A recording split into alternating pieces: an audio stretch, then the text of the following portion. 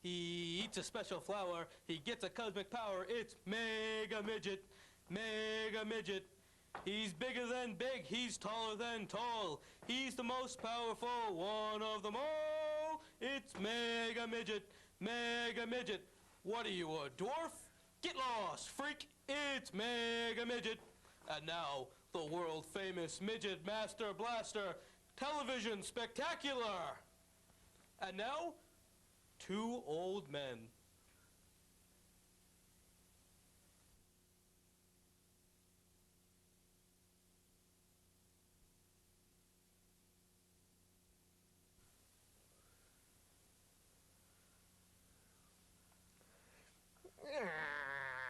We're old. What do you got monkeys for?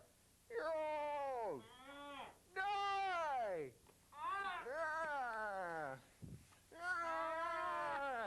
Die! Old man, die! Stay tuned. Hello. My name is Eddie Munster from the Munster TV show. A couple of you might remember me as that little Frankenstein loser kid. Well, here it is a number of years later, and I'm still a loser. I just haven't been in show business for over 30 years. And now a public service announcement from Gandhi. Hello, my name is Gandhi, and I have a political tip for all of you planning a hunger strike in the near future. Eat one up with this little king. They'll think you're all hungry and you'll be munching away. And what I recommend, beef sticks. Yeah, like jerky. You can put them in your pants, stick them in your pocket, take them anywhere. You'll do okay. Off the air? Man, I love these things. They're so good.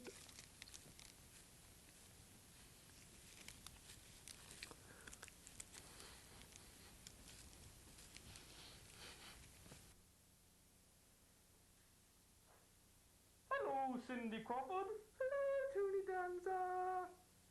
What's going on with you today, Cindy Crawford? Oh, I'm just waiting. Do you have pudding there? Yes, I do. I would offer you some, Cindy Crawford, but I'm almost out. Let me just finish it up here. That's very nice of you, Tony Danza. Oh my God, Tony Danza, have some pudding right here. Where? Right on the side of your mouth, Tony. Right next to where your mole is, Cindy Crawford? Yes. Right here? Oh, my eye! Silly Tony Danza, you do this every time. I poked myself in the eye, Cindy Crawford. Pretend not to look right here. Right here. Oh, my eye! Tony. I poked myself in the eye again, Cindy Crawford. I'll point it out for you. Right there. Oh, my eye! Is there anybody who can help you, Tony Danza? I don't know. Mr. Fonz, everybody! Hi, Fonz. Hello, Fonz. Tony Danza seems to have some chocolate puddings he can't get. Could you help him?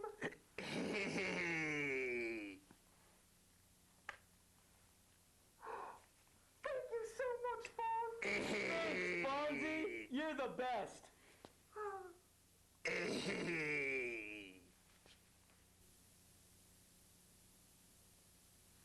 Hello, this is Eddie Munster once again, and I like bacon. I just thought you should know that I love bacon. You know, nothing really hits the tummy like a piece of bacon in the morning. Except for maybe some scotch. I've been drinking a lot lately. Bacon and scotch make a good combo. You should try it someday. And now this is a public service announcement from Jack the Ripper.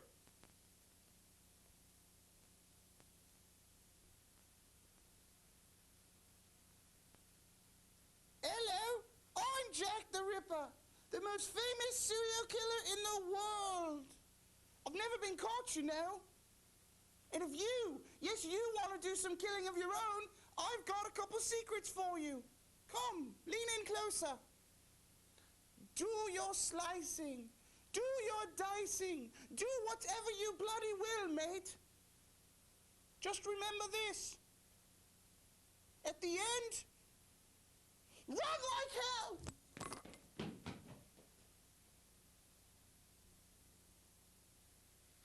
Hello, I'm the Queen of England. My name is Elizabeth.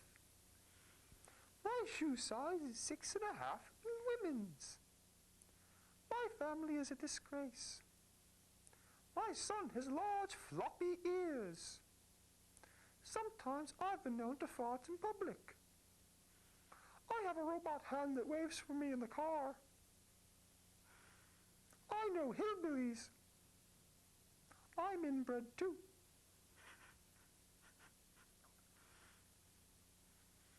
I like buckets and beavers of Canada. I want you to listen to the hillbillies talk about buckets. My son was in a bucket once. He never wanted to come out.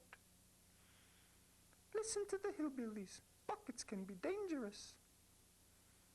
Ta!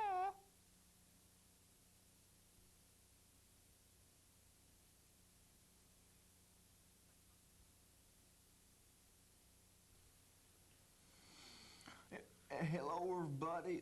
My name's Cletus. This here my friend Jethro. I'm Death Row. Yeah, y'all give him my credit. It took a lot of work out of him. You know, you did a good job, Jethro. Yeah. Now, you see, we want to help all you folks out today. We're helpful. Yeah, we're good people. You see, we got here. This pretty ordinary baby, right? It's a baby. He got some teeth on him, but other than that, I mean, he's pretty normal, you know. It's a freak. Yeah. He's just that one part of him that's kind of freak. And, really, there's two things we want to talk to you about. One is babies, and the other one pretty much is this here 5-gallon bucket. Now, you see, The baby in the bucket. this is a pretty nice bucket, by the way. You know, we didn't just get this thing at, what do they call a store called Sears. It's good. Yeah. Yeah, it's pretty nice green color. Matches the forest some. Solid. But baby really does like being inside a bucket, unfortunately. Baby likes a bucket. Yeah, it's not the best place for babies to be, because they start wallowing around in there, and you know, I'm sure some of you folks all have midget difficulties on occasion, and sure enough, they'll come along, and baby, most to your surprise, might not necessarily protect the bucket so much as get stolen out from inside it. The Wizard of Oz baby. Yeah, you know, even though this one got teeth, you know, that's awfully unusual. Freak. He just really likes this bucket. Loves And- bucket. It's like a tar bucket. It's just like babies in 5-gallon buckets, man, they just don't mix. Baby's bad. Yeah, man, we gonna get us new baby now. New baby. Yeah, we got more. Bad baby. Baby dad. Yeah. Bad. Good job, Jethro. Thank you. Yeah. You give him some credit. Hello, and welcome to a portion of the show we like to call Dr. Science. I am Dr. Science. With me, as always, is my loyal assistant, Keanu Reeves. Hello, everybody. I understand we have some questions out there that you all need answered. Let's not waste any time. Let's go right to the first question. Caller? Oh, yes, hi, Dr. Science. Hello. My name is Gilda from the Rocky Mountains. Gilda, how do you do? Very well, but I seem to have this one minor problem, Dr. Science. I'm hoping you can help me with it. Absolutely. My socks don't stay up. Unfortunately, Glenn, that is a much more rampant problem than most people realize. Now, you understand, most socks are usually either cotton or wool, except for the elastic that's placed in the band to help the socks stay up. Now, most people assume that's just rubber or some sort of elastic compound, but little do they understand that the same compounds used in dry kibble are in fact the same compounds used in the elastics. And if, as you know, when you cook in high elevations like you have in the Rocky Mountains, you need to alter your baking, you know, to compensate for the amount of oxygen in the air and the pressure exerted on whatever you're cooking. Oh, yes, that's true. That's very true. And you know what? the same problem applies. Think about it. Dogs eat kibble. Kibble's food. If they're taking the same substance used to make kibble to hold up your socks, how long is that going to last in your environment? So what should I do about this? Move. The Rocky Mountains are a place that you are destined for the rest of your existence to have your socks fall down. There's just no way around it. Can't buy anything special or anything like that at Kmart or anything like that, can I? Well, there is one solution. Well, two solutions, actually. You can either stop whining, or you can buy some tape. Some duct tape, wrap it around your ankle. I'm assuming, well, if you don't shave, you'll start. Keanu? I'm Keanu Reeves, and when my foxy socks is, when my socks fall down, I just put on like 14 pair all at once. That way, if one pair falls down, man, I'm good to go for another like 15, 20 minutes. Dr. Science, we need to go on to the next caller. Next caller. Oh, yes, hi. My name is Jethro. Jethro, how do you do? I do pretty fine now, sir. I do pretty fine. Now, my question for you is this. What exactly is those little white things in tapioca pudding? He's a hillbilly. Keanu, watch yourself. That is an excellent, excellent question. I wondered that myself, I'm ashamed to say, but I actually wondered that for years before I found out the answer. And I'd be more than happy to share it with you. Now, Keanu, no neck exercises on TV, remember? Now, before Keanu so rudely interrupted us, now, I don't know if you listened to my last call, Jethro, but as you realize, kibble is used, the same ingredients that are in kibble are used to make the elastics in socks. Now, if you take one of the elastics from your socks, if you cut it up into like pebble-sized bits, it looks an awful lot like what you find in tapioca, isn't it? Now, I'm sure I'm making a broad generalization, but I bet you I'm right that you've eaten dog food in the past, right, Jethro? I reckon that would be the case. That's what I thought. Now, you see, so you know it can be done. Well, right? yes, of course. You know, it's just food. Now, what's to say, you know, when your socks fall down, do you keep them or do you want to throw them out? I reckon I'd want to throw them out if I wore socks. See, that's what I'm saying. If you wore socks, you'd throw them out. Now, what do you think? You think that the garbage men just waste all those socks and the elastic inside? Well, no, I guess not. If kibble can be eaten, and you know kibble can be eaten, and you know they're not going to waste the parts of those socks, what do you think they use as flavor in tapioca? The elastics from the socks that were wasted because people threw them away. Phew! I can't believe that. That's amazing. You're amazing, Dr. Science. Thank you. Oh, and Keanu, I loved you in that surfer movie you did with Patrick Swayze. You mean The Matrix? No, I wasn't talking about The Matrix. You were a police officer of some sort? Star Wars.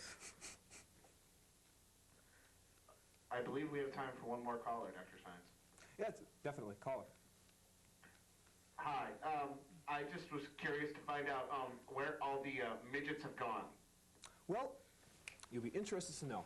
We've actually discussed a couple topics today that, strangely enough, tie in to where all the midgets have gone. Now, I'm sure at this point it's already completely obvious, and I'd rather turn the table over to Keanu because he has first-hand knowledge living in L.A. when I don't keep him caged up as to where the midgets have gone. Keanu, where did the midgets go? Well, you see, about 2 years, was it about 2 years ago? Yes. 2 years ago, when I was filming Bill and Ted's Excellent Adventure, we rounded them all in a big crusade for all the midgets, and we stuck them all in my bathroom, and I gave them water to drink and burritos to eat. And we did this big experiment on whether midgets with water and burritos can fill an entire room with methane gas. Keanu, you're confusing your supposed experiment with midgets with our experiment last week. You were the one in the bathroom. I have to run. I'm sorry, caller. In fact, the midgets have decided that Alaska is a vast open space, and it just seems that they like it there. There aren't so many people trying to feed them kibble byproduct and tapioca pudding. It's fairly unheard of in Alaska. Thank you very much, thank you. You're welcome.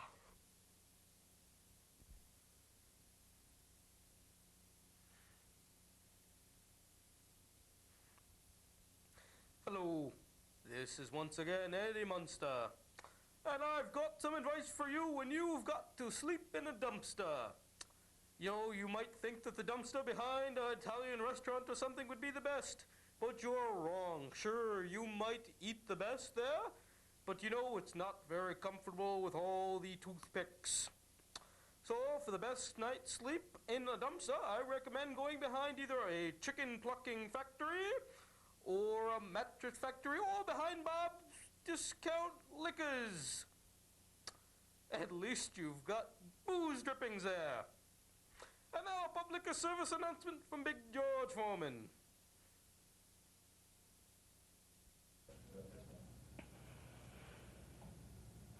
Hi, this is Big George Foreman. I'm here to remind you that cancer is bad. And to buy my grill, there's some tasty grill goodness out of that, baby. Do I smell muffins? I sure do love muffins. More muffins and fresh Florida squeezed orange juice. Orange juice. You should buy some orange juice. I love orange juice. Hey, George? George? Yeah. I used to be a boxer, you know. I'm no hobo. I'm not a hobo. No. No hobo here.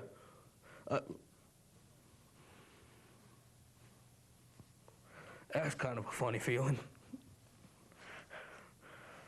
A hemorrhoid or what? I don't know.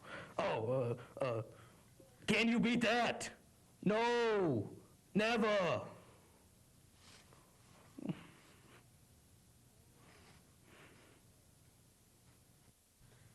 Hi, my name is Herman, and I am a handyman in a local apartment building. And sometimes people ask me to do stuff for them, like change light bulbs, and sometimes they ask me to unplug their toilets and stuff.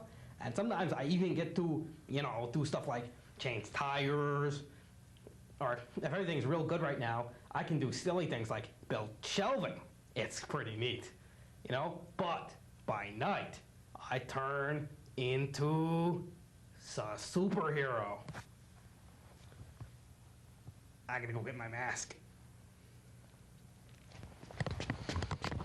This dude moves in next door like a week ago. He's stumbling and mumbling. He's got boxes. One of these boxes, man. 3 plates inside the box. He comes stumbling up the stairs, trips. They break. He's convinced that I stole all his dishes and his silverware. He's got 3 broken plates now. And he's like, he hasn't even learned my name yet. I mean, what's up with this?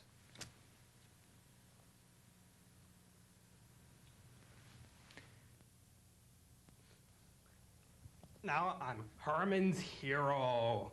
That's my superhero name. And I like to fight my arch nemesis. His name is Tall Guy. He does stuff like trip me going down the stairs, and he changes all the light bulbs out in the hallway so that when I get home, I get to go around and change all the light bulbs every day. But I like to try to fight him with the help of my utility belt. I got on here, I got a tape measure that lets me help to see how far evil is away, evil like Tall Guy. And I got a utility knife right here, but I'm not really allowed to play with that because I could cut myself. It's pretty dangerous. And I got some scissors. They're still patent pending, so I don't really want to do any copyright infringement on those without the I got a screwdriver. That's a flathead. I haven't used it yet, but you never know. I got an extra light bulb. I keep that right here, where it'll be safe, because nothing ever happens to that spot on me. What else?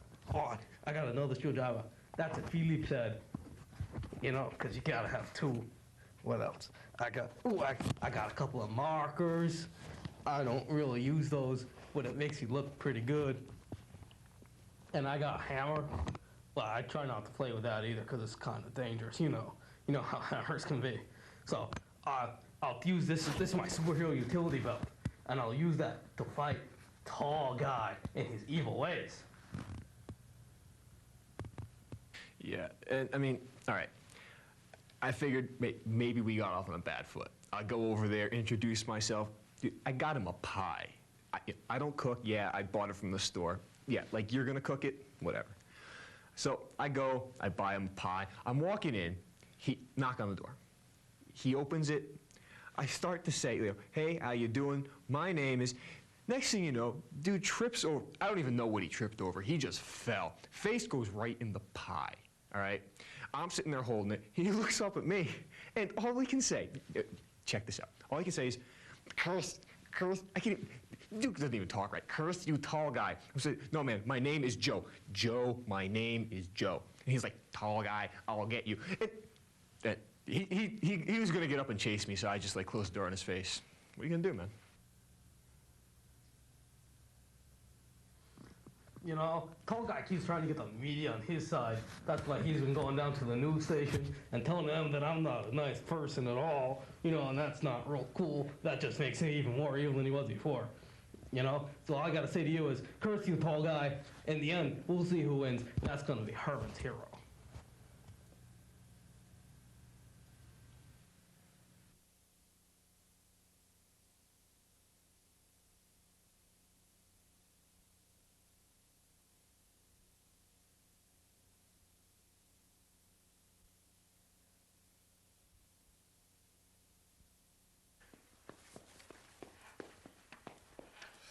I am Jody LaForge. I can see into your soul. And at my right side, my sidekick. I am Jesus. He is Jesus. I will be coming for your figs and your bars of chocolate. I need them. Jesus. I am Jesus. He is Jesus. Fear him. He's bouncy.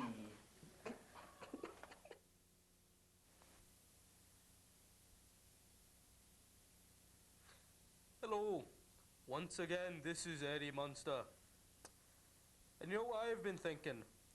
I am not the sexy man that I used to be in my teen years. In fact, I probably haven't been propositioned by a real woman, a couple of fake women maybe, but not a real woman in a very long time. That kind of makes me a little sad. And now a PSA from Neil Armstrong.